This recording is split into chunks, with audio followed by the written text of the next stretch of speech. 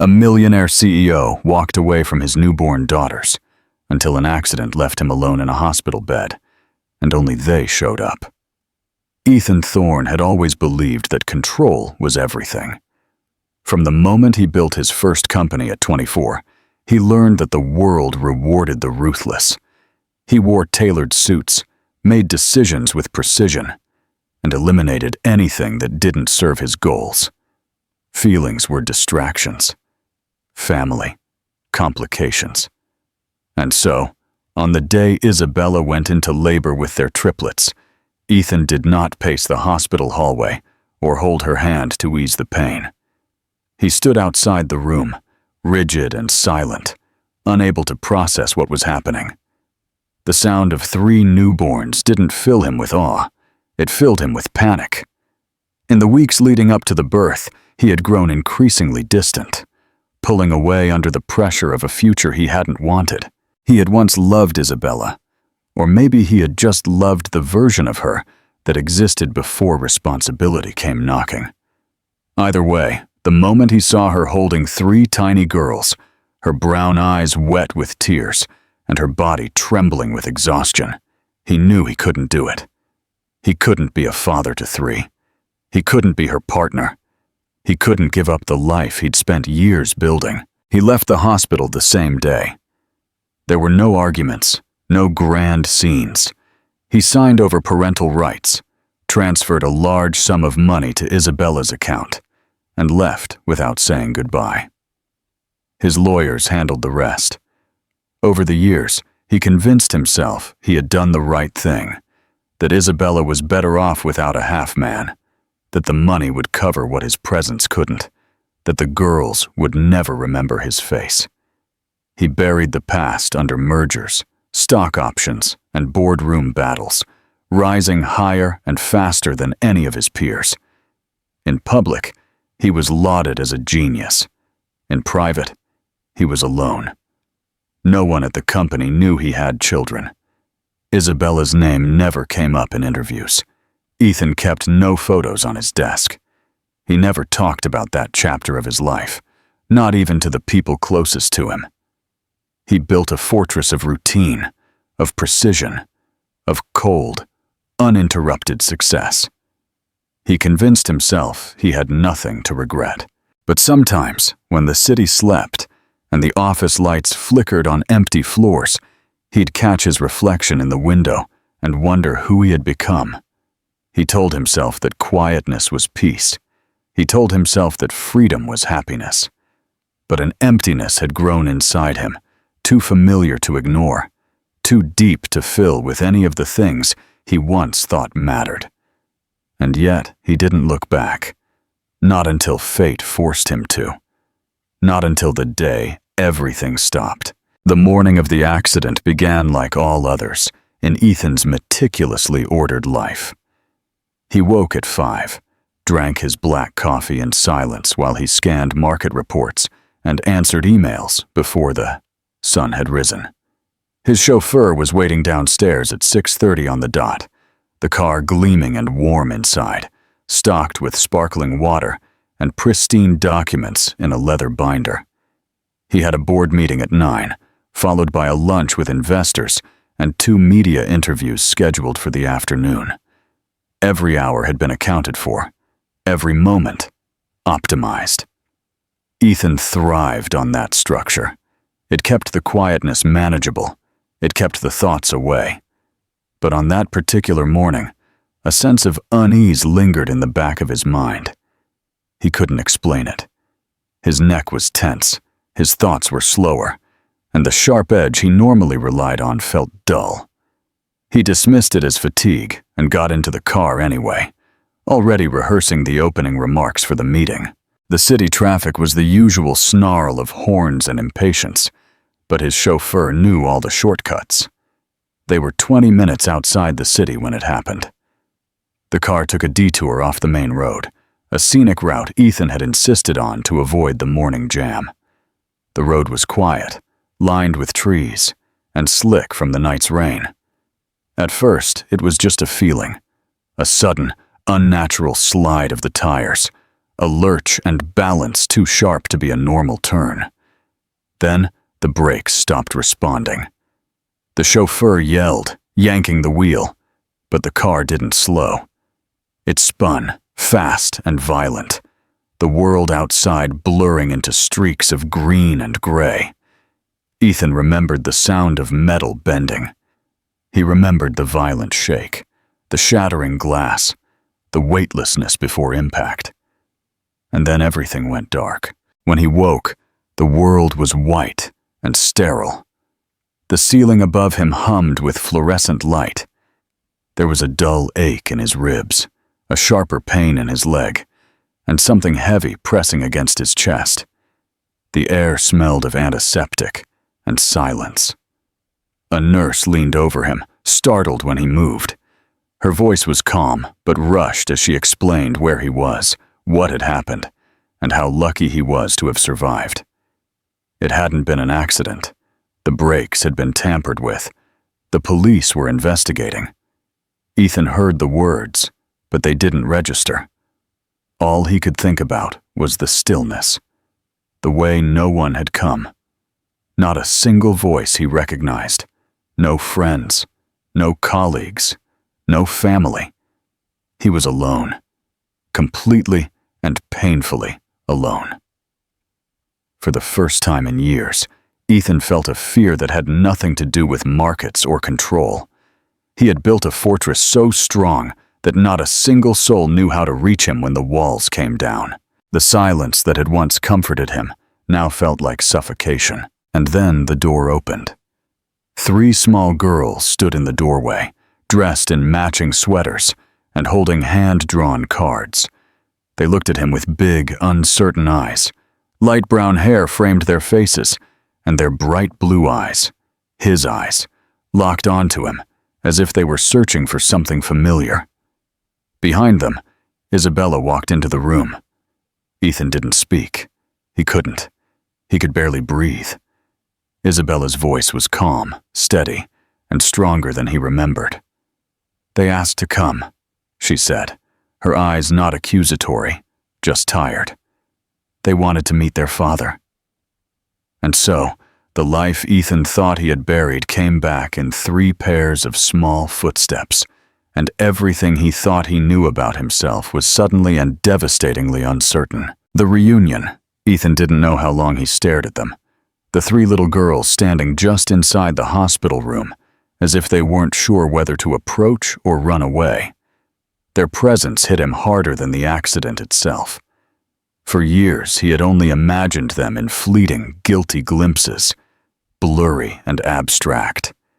He had no names, no voices, no memories of them beyond the day they were born. But now they were here, real and undeniable. 3 tiny versions of him and of Isabella, with her light brown hair, soft curls brushing her shoulders, and those piercing blue eyes that held the weight of too many unspoken questions. Isabella stood behind them, arms crossed over her chest, not in anger, but in quiet protection. She looked older than the last time he had seen her, but stronger too.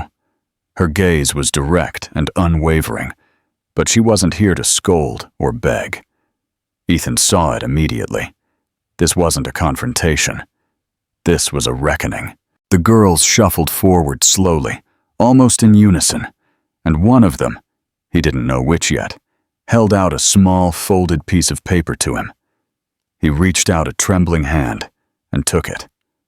It was a drawing, messy and colorful. 4 stick figures stood under a yellow sun, 3 girls holding hands, and a man standing next to them, smiling. His chest tightened, a soreness building behind his ribs in a way no injury could explain. "They have always known about you," Isabella said after a moment. "I never lied to them, but I didn't give them false hope either. I told them their father made a choice a long time ago, and when they asked me what kind of man you were, I didn't have an answer I believed in anymore." Ethan looked down, the weight of shame almost too much to bear. He wanted to say something, to explain, but how could he? What words could fix the years he had thrown away? The birthdays he missed, the first steps, the nights Isabella stayed up alone while they cried. What right did he have to even ask for forgiveness? He looked back at the girls, who were now at his bedside, close enough to touch. They didn't seem scared. They seemed curious and hopeful, as if somewhere, deep in their young hearts, they were still open to the idea of him. "What are their names?" he asked, his voice raspy, barely audible. Isabella hesitated for a moment, then said softly, "Sophia, Liliana, and Amelia." He whispered the names back to himself, savoring them like something sacred. Each of them gave him a small, unsure but heartfelt smile, and he felt something crack open inside him that he hadn't even realized was there. "Why did you bring them?" he asked, still not daring to look at Isabella fully. "Because they wanted to come," she answered simply. "When I heard about the accident, I didn't know how I felt. Anger, sadness, maybe even guilt. But the girls, they didn't hesitate. They packed up their drawings and said, 'Maybe he's ready now.'" That one phrase shattered him. The simplicity of it. The truth of it. Maybe he was ready now. Not to be perfect, not to erase the past, but to face it. To try. Ethan reached out slowly, uncertainly, and touched Sophia's hand. She looked at him, then held on. Liliana and Amelia followed, each placing their small hands on top of his. It was quiet, but everything in the world shifted in that moment. He looked up at Isabella and, for the first time in 5 years, said the words he should have said the day he left. "I'm sorry."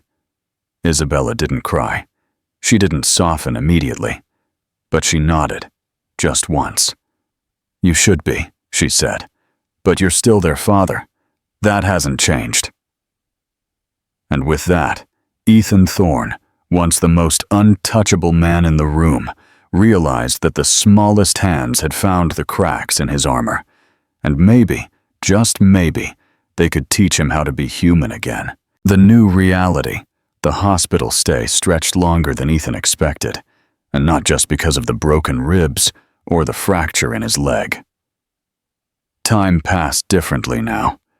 The days were no longer measured in stock updates or board meetings, but in the gentle patter of small feet entering his room each morning, in the rustle of construction paper as his daughters handed him new drawings, and in the uncertain but growing rhythm of being seen, truly seen, by 3 people he had once refused to know. The girls returned each day with Isabella, who kept her distance at first, always standing or sitting a little apart, watching with a calm he couldn't decipher. But the girls were brave in their kindness. They brought puzzles, read him books aloud, and asked him 1,000 questions that Ethan answered awkwardly but truthfully. They wanted to know what his favorite animal was, if he liked pancakes, and what his job was like before one of them told him he had been bombed by the tree. He learned to tell them apart by their voices and mannerisms. Sophia was the oldest by minutes, more serious and thoughtful, always observing him as if she were silently studying who he was. Amelia was the one who leaned into him without asking, more affectionate, always with a hand on his arm or shoulder. And Liliana was the firecracker, always asking the hardest questions, challenging his words with big eyes and a crinkled nose when something didn't make sense. They overwhelmed him. They disarmed him, and they reminded him, painfully, of everything he had missed. One afternoon, a police officer came to talk to him. The investigation had moved forward. It wasn't a mechanical failure. Someone had tampered with the brake line. His own business partner, a man he had once considered a friend, had tried to eliminate him from the equation for the sake of control. The betrayal was deep, but it didn't surprise him. What surprised him more was how little he cared about the company now. All he could think about was the fact that if he had died, he would have left nothing behind but silence and regret. No legacy, no love. Just an expensive tombstone. After the officer left, Ethan sat for a long time without speaking. Isabella, who had stayed in the room that day, finally asked, "Are you okay?" Her voice wasn't cold, but it wasn't soft either. It was the voice of someone who had learned to protect herself after too many disappointments.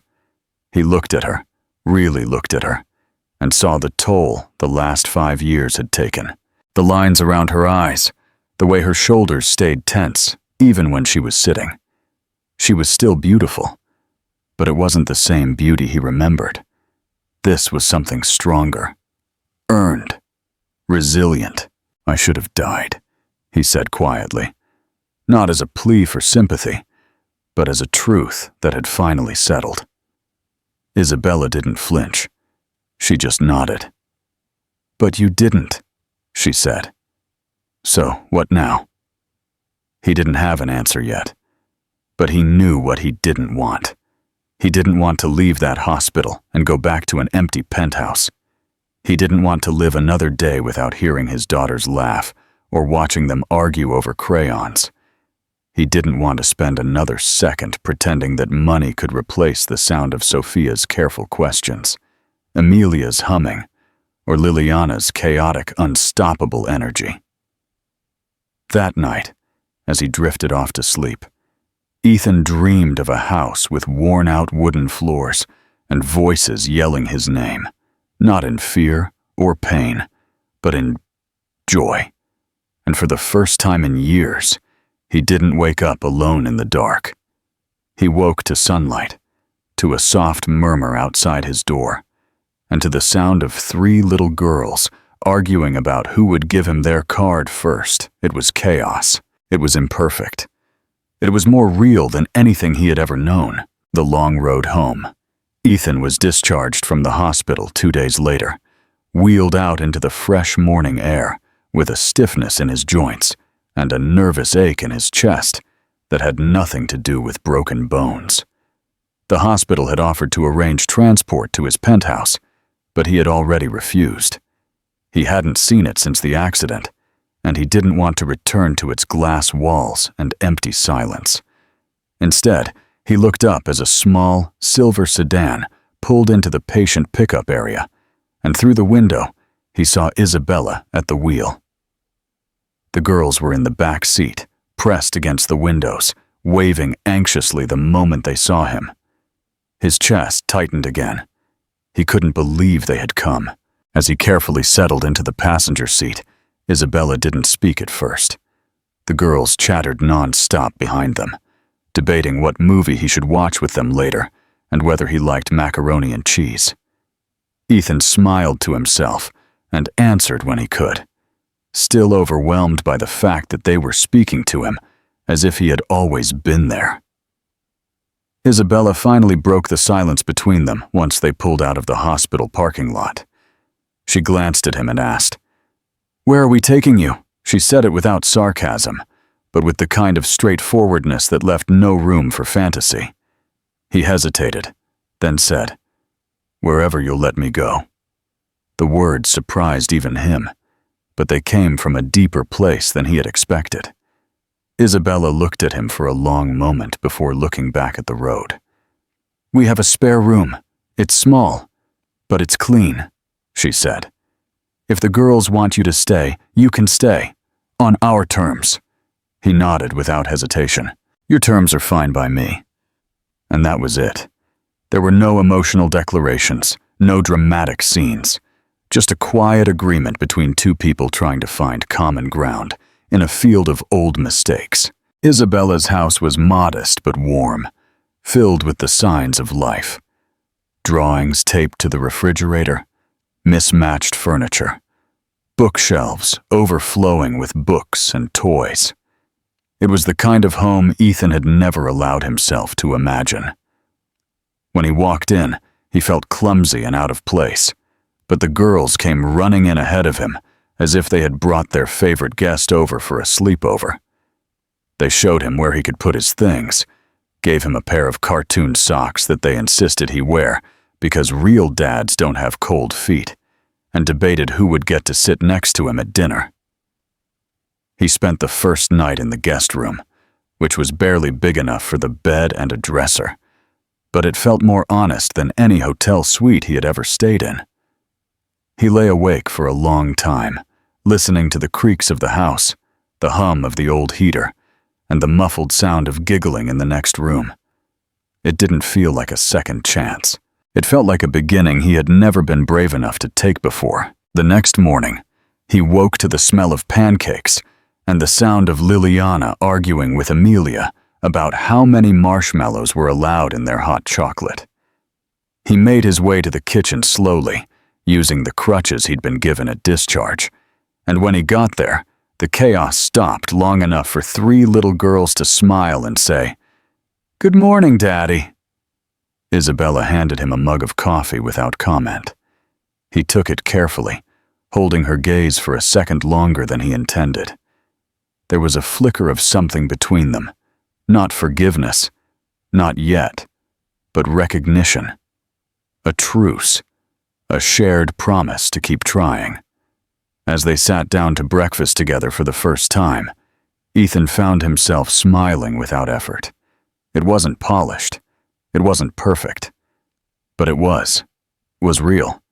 And for a man who had once traded everything for the illusion of control, that truth felt like the most precious thing in the world. The long road to trust. Ethan settled into Isabella's house as if he were learning a new language, one that was spoken through routines, patience, and the quiet acceptance of a space that had once belonged to others.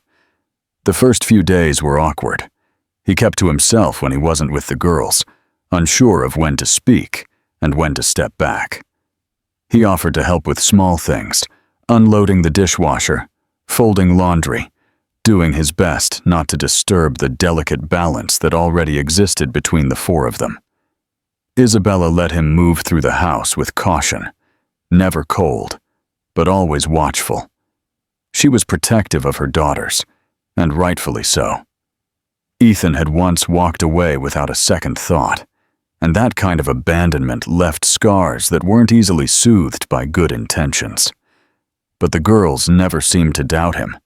They included him in everything, from picking out breakfast cereals to bedtime stories. They fought over who would get to sit on his lap while they watched cartoons, and snuck into his room with questions about his childhood or requests to braid his hair, even though he didn't have enough to braid. They made him laugh in a way he hadn't in years.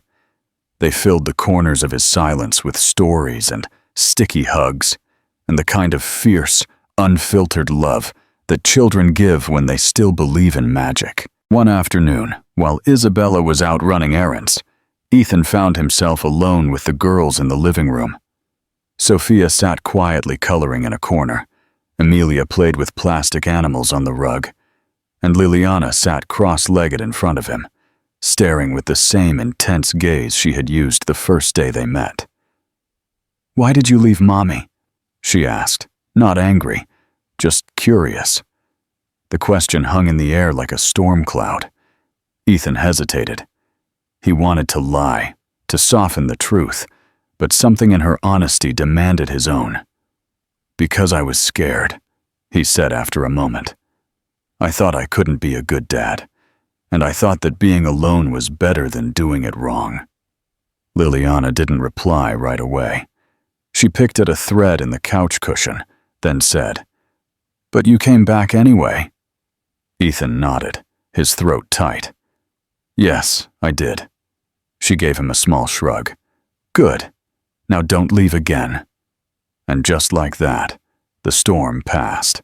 Later that evening, after the girls were asleep, Ethan joined Isabella in the kitchen while she washed dishes.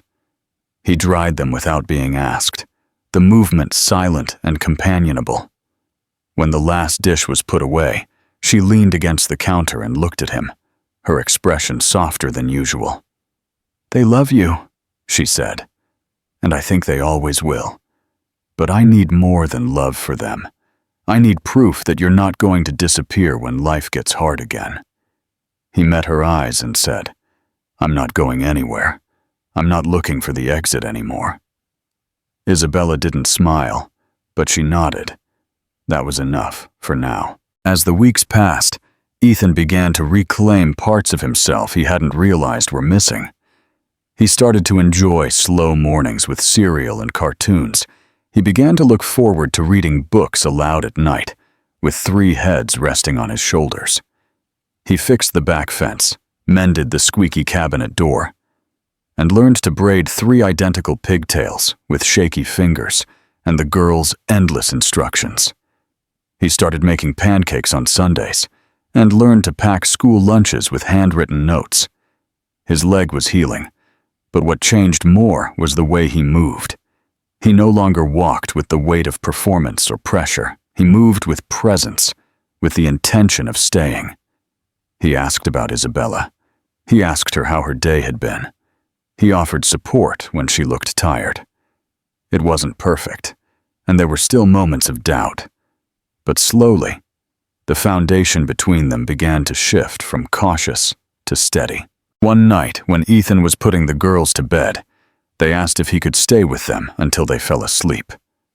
He lay down in between them, listening to their slow breaths, feeling their small hands wrapped around his arms. It was the safest he had ever felt in his life. And as he closed his eyes, Ethan finally understood that fatherhood wasn't about never failing. It was about showing up anyway, over and over, until the people you love believe you always will. A new beginning. Autumn came slowly, painting the trees outside Isabella's house in rich oranges and reds, and with it came a quiet sense of change that wasn't just in the weather. Ethan had been living with them for weeks now, and while there were still moments of awkwardness, moments where the old distance tried to creep back in, they were fewer and further between. The mornings had become predictable in the most comforting way. The girls would wake him with whispers and giggles, climbing into his bed to tell him about their dreams or demand pancakes before he had even opened his eyes. Isabella would already be in the kitchen, coffee brewing, her hair pulled back in that same effortless bun she had worn since their early days, when things were simpler yet more fragile. They had built a routine that held together, not out of obligation, but out of choice. Ethan had slowly started to help more with school pickups and drop-offs. He volunteered for classroom craft time, even if he had no idea how to use a glue gun. He read bedtime stories in silly voices, packed lunchboxes with heart-shaped notes that the girls proudly showed to their friends, and learned the rhythm of family life not from a manual, but by watching, listening, and trying. One night, while helping Amelia with her spelling homework, he looked up and saw Isabella watching him from the hallway. Her eyes were no longer wary. They weren't completely open either, but the skepticism that had once lingered in her gaze had softened into something closer to acceptance. They met in the kitchen later, after the girls had gone to bed, and she poured them both a glass of wine. There was no ceremony, no underlying tension, just 2 people sitting at the kitchen table, with the sound of a quiet house all around them. "I never thought you'd come back," she said after a long silence. "And if I'm honest, I never thought I'd want you to." "I didn't think I deserved it," Ethan replied, and for once, there was no defense in his voice. "Maybe I still don't. But I'm not here to fix everything with words. I'm just trying to be here, to show them, and you, that I won't leave again." Isabella looked at him, her eyes tired but honest. "You hurt me," she said plainly, "and you missed so much. But what you're doing now, it matters. They trust you, and part of me wants to trust you too. I just don't know how to let go of all the years I carried it alone." Ethan nodded. He didn't expect forgiveness in one night. He had stopped expecting a quick redemption. "Then let me help you carry it now," he said quietly. "Not by replacing what's been lost, just by showing up for what's still to come. They didn't talk much more that night. Instead, they sat in the soft yellow light of the kitchen, side by side, sipping wine and letting the silence settle comfortably between them. It was the kind of silence that doesn't demand anything, the kind that lets two people simply breathe. The next weekend, the town held its annual harvest fair, and the girls had begged Ethan to go with them. Isabella had planned to take them alone, but when Liliana announced that Daddy should wear the pumpkin shirt too, he found himself in an oversized orange hoodie with a smiling jack-o'-lantern on the front, matching his 3 daughters. At the fair, strangers smiled at them as they passed, assuming they were just another happy family. And for the first time, Ethan didn't feel like he was pretending. He held their hands, bought too much cotton candy, purposefully lost a ring toss game, and watched Isabella laugh without reservation when he was roped into a pie-eating contest with a bunch of local dads. It was messy, loud, and chaotic, but it felt right. It felt like something real. That night, after they got back home and the girls were asleep, Ethan went outside and stood on the porch under a sky full of stars. Isabella joined him without a word, sliding a blanket around his shoulders. They stood there together, not as strangers who once shared a past, but as two people who were finally starting to build something that would last. "I never thought peace could look like this," Ethan murmured. Isabella leaned against the railing and replied, "That's because you used to think peace meant control. But this," she gestured toward the house, toward the laughter that still faintly echoed inside. "This is something you let happen, not something you forced." And for the first time in his life, Ethan understood the difference. The first snow of winter arrived silently on a December morning, blanketing the neighborhood in white and hushing everything into a soft silence.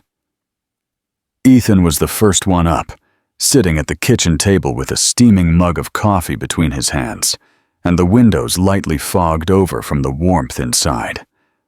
The world outside looked untouched, motionless, as if it had paused for a moment just to let something new begin.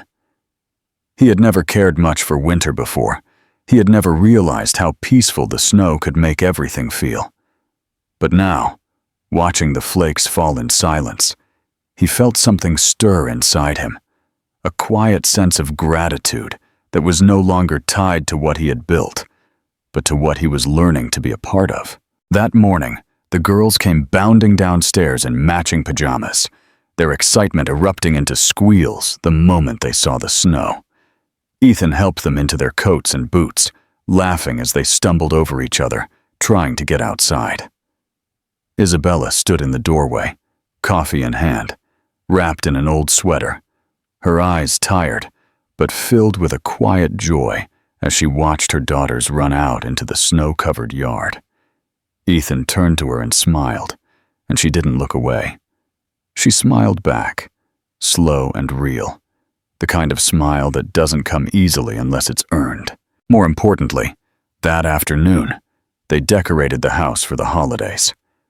The girls hung glitter-covered ornaments on a slightly crooked tree Ethan had helped them pick out the day before, and he found himself stringing lights in the living room, with Liliana perched on his shoulders, yelling instructions like a tiny general. Isabella put on Christmas songs on the old stereo, singing softly as she helped Amelia untangle a garland that had gotten into a hopeless mess. Sophia, the quietest one, carefully labeled their handmade stockings, using glitter pens and tape, making sure everyone's name was perfectly spelled out, including Ethan's. As the evening settled and the snow continued, they all gathered on the couch with hot chocolate and a pile of blankets. The fire crackled softly, and the girls curled into him, as if they had always belonged there. He read them a story, his voice firm but full of wonder, and when they had fallen asleep one by one, he didn't move. He just sat there, his arms full of a warmth and trust he still didn't believe he deserved, but would never stop trying to protect. Isabella joined him after a while, sitting down beside him with a quiet sigh. They didn't speak for a few minutes, both of them watching the snow swirl outside the window, feeling the rhythm of a home that no longer needed to be healed. It had healed, slowly and imperfectly, but complete enough to breathe again. Finally, she reached for his hand and laced her fingers through his. Her touch was no longer wary. It was certain. "I wasn't sure we'd ever find our way to this," she said quietly. "I didn't even know this was possible," he admitted.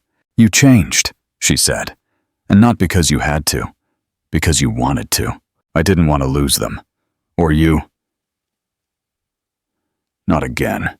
"You didn't," she said. "You came back." He nodded, swallowing the emotion that was rising in his throat.